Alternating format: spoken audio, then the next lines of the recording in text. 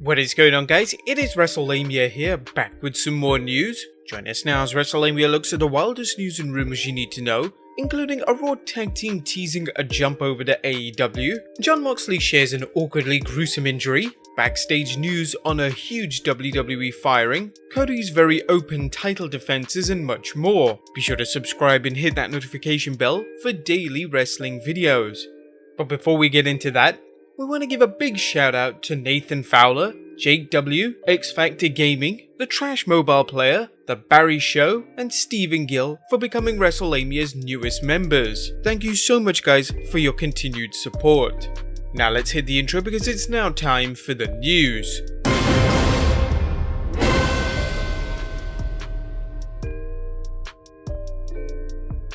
Our first story looks at a Raw tag team teasing a jump over to AEW. Now, social media is full of wild rumors and speculation, so take this one for what it's worth. WrestlingNews.co recently reported on a social media exchange between broken Matt Hardy and the WWE superstars the Viking Raiders that included a clip from when the Raiders and the Hardys were in Ring of Honor in 2016.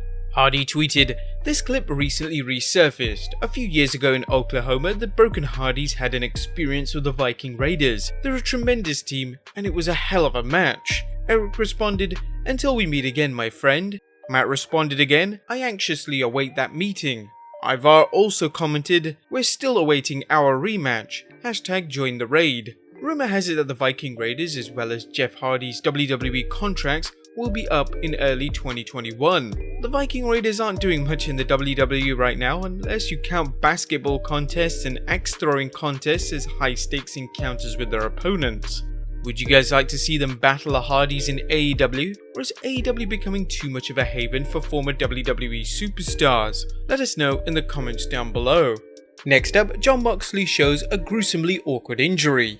Now, you may have heard a term coined by JR in the past saying that this ain't ballet, folks. No, I'm sure it's not, as even though they have shows called a Nutcracker, Jon Moxley looks like he almost cracked his. Jon Moxley recently shared a bit of a revealing photo on Twitter showing his broken tailbone. Now, as you can see, there's many lacerations to his back, probably from his days in CZW, not to mention that match with Kenny Omega. But just beneath it, on the crack, Moxley displays a very purple and bruised tailbone. Now, it's quite uncertain at what point he injured it, but it may have been down to his recent fight with Brody Lee at Double or Nothing, as there were a few brutal looking spots, one that included him going through the stage floor. As you can see, it'll probably be pretty difficult to sit. Renee Young candidly responded, "I'll prepare the ice and donut to sit on." Ouch. Knowing how hardcore Moxley is, he probably won't be missing any television time. Next up, more news on a big backstage firing. The WWE recently fired lead writer Chris DeJoseph, who had worked for the WWE backstage and on-screen occasionally as Big Dick Johnson. According to a recent Wrestling Observer Radio report by Dave Meltzer, it was a disciplinary thing. I don't know all the details, but I do know that it was a disciplinary thing. He had just gotten a promotion very recently. Ed Koskey was the head writer of SmackDown, but his actual position was called lead writer. Then they are both called lead writers, then I guess you could say they were co-lead writers, and then something happened with Vince. So yeah, he's not going to AEW, I don't think. This sounds like it could potentially be something scandalous, but knowing Vince McMahon's moodiness, it's also possible DeJoseph ran afoul of Vinnie Mac when he was having a bad day, which could have even been sneezing in front of him. We'll keep a close eye on this story as it progresses. Next up, Cody Rhodes. "I'll defend the title against anyone, AEW or not."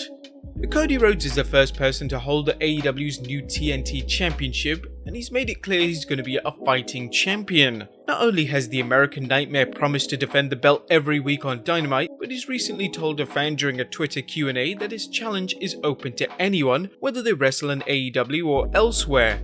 This is exciting news if AEW goes through with this, and if Cody keeps the belt long enough to defend it against a number of challengers. Who could Cody's first challenger be? Let us know in the comments down below. Next up, Apollo Crews' championship commitment. Newly crowned US champion Apollo Crews' road to his first WWE title may have seemed endless, but the multi-talented performer never gave up. Speaking with Metro News' Alistair McGeorge, Cruz talked about his commitment to success and how he strove to show the fans what he could do. All they've known with me is this guy who smiles, who does cool flips, and he's strong. So for me now, it's like, how can I reconnect with the fans? Apollo admitted he'd lost his motivation at one point in the WWE, but that his young children inspired him and he resolved to succeed. I feel like it wouldn't be in me to quit or just let go. I'd just be living the rest of my life wondering what could have been. I can't live my life like that. There was no quitting Cruz and he stuck with it. The WWE obviously saw him, as not only did he survive the recent roster cuts on Black Wednesday, but he defeated Andrade for the US Championship. As we pointed out several times, he has everything he needs to succeed in the WWE: size, a hybrid skill set of high flying and mat wrestling, charisma and promo skills. Let's hope the WWE realizes this and continues his push. Next up, Booker T believes there is a war between WWE and AEW, and this is due to Tyson's involvement.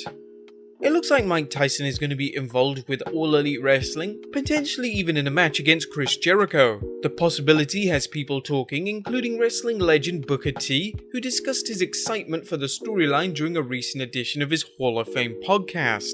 My thing is this: Mike Tyson's back. I love it. You know what I mean? I'm a huge Mike Tyson fan. You know that. Yeah. Angles always shot in wrestling, man. Come on. You know what I mean? To bring Mike in, that's star power, man. And then, you know, there's a war going on. The other side is looking, oh man, they got Mike Tyson. You know, they got Rashad Evans. They got Cejudo. I mean, Cejudo, he's not that big of a guy or anything like that, but hey, he's a tough guy. Not too long ago, Chris Jericho talked about the importance of storylines in wrestling, perhaps more so than matches, and it seems Booker agrees. The two-time WWE Hall of Famer said Tyson's presence is further evidence there's a war between AEW and WWE. All Wrestlelamia knows it's a great time to be a fan. Next up, Rhea Ripley's ridiculous request. The WWE Universe has seen some strange storylines play out, but nothing like the angle that former NXT Women's Champion Rhea Ripley pitched for her appearance at last year's NXT TakeOver War Games. Appearing on Flash Morgan Webster's podcast, Ripley revealed, "I wanted to plan a spot with Bianca Belair. I didn't know how it was going to work, but I wanted to make it work. I wanted to get a battery-powered tattoo gun, and I wanted Bianca to rip the fishnet in my pants, and I wanted Bianca to tattoo lips on my leg while everyone held me down. I wanted it so bad." They were like, "I don't know if that's hygienic." Yeah, true. That definitely would have been one of the most bizarre storylines in WWE history, although we're not sure if it would top things such as Jake Roberts having his pet cobra bite Randy Macho Man Savage, or The Undertaker locking the Ultimate Warrior in a coffin, and in hindsight, it just shows how devoted Ripley is to getting over. We think the 23-year-old superstar is doing pretty well at this point in her career, and doesn't need any crazy stunts to get herself over. Next up, Jericho reacts to Jeff Hardy's DUI arrest angle. SmackDown's storyline where Jeff Hardy was arrested on suspicion of driving while drunk received a negative reaction from fans who felt it was tasteless for WWE to exploit Hardy's real-life problems with substance abuse, including arrests.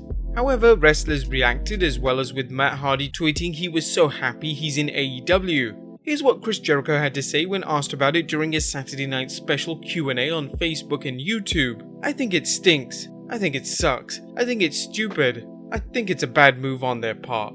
Do you guys agree with Jericho? Let us know in the comments down below. Next up, you better not miss the 12th June SmackDown episode. Now, while it's difficult to believe the hype when it comes from a wrestling promotion, need we say Edge vs Orton greatest match of all time? Yeah, right. There's considerable talk that the upcoming AJ Styles vs Daniel Bryan match scheduled for the 12th June SmackDown is going to be an instant classic. The match was taped on 26th May and according to Fightful's Sean Ross Sapp, we're told that the match was unbelievable and legitimately pumped up a very tired NXT PC crowd that was there to cheer. SmackDown has been putting out excellent shows of late, and hopefully this match is just part of this positive trend. And finally, could we see a female member in the Inner Circle? Chris Jericho was recently asked whether there's any possibility of a sixth member being added to his heel faction, the Inner Circle. And could the sixth member be a woman? Le Champion said he would keep the Inner Circle limited to 5 members for as long as possible, much like the heavy metal band Iron Maiden. Would you like to see a 6th member added to the bubbly bunch? Let us know in the comments down below. As always, subscribe if you haven't already, follow us on Instagram and Twitter, and I'll see you next time with some more wrestling content.